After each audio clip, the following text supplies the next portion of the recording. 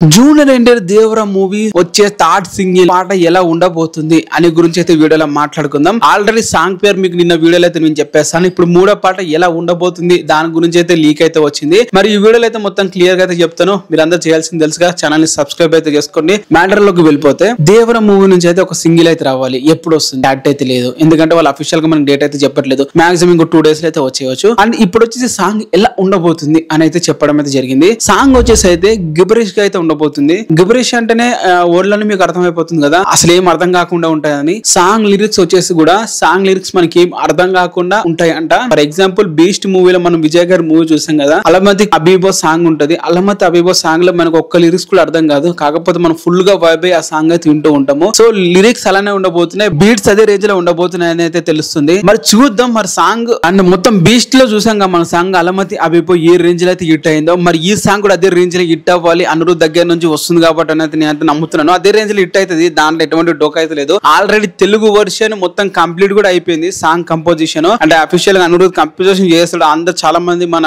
ఉంటారు కదా తారక్ అన్న దగ్గర, వాళ్ళందరూ కూడా ఒక సాంగ్ వినడం కూడా జరిగింది. సూపర్ గా వచ్చిందని చెప్పి ట్వీట్స్ కూడా వేస్తున్నారు. And one of the music sound designer అయిన వ్యక్తి కూడా దాని గురించి అయితే ట్వీట్ అయితే వేయడం అయితే జరిగింది. తను ఏం వేస్తాడు ఒకసారి చూడండి. Dance your heart and get ready to shift with Nitro booster on this ramp అని చెప్పి అయితే ఒక మ్యూజిక్ ఇంజనీర్ అయితే అనడం అయితే జరిగింది. సాంగ్ వర్క్ చేసిన తను అనిరుద్ తో.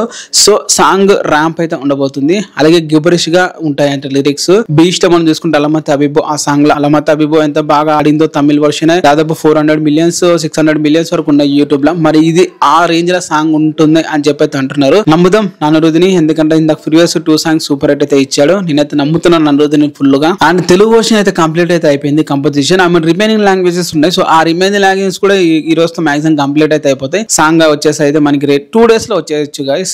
అయితే 2 days లో అయితే వచ్చేస్తుంది. ప్రోమో లేకుండా పోస్టర్ ఏదైనా కూడా వచ్చేస్తుంది. నేను వీడియో అయితే చేస్తాను. సో మీరైతే ఛానల్ సబ్స్క్రైబ్ చేసి వీడియోని అయితే లైక్ అయితే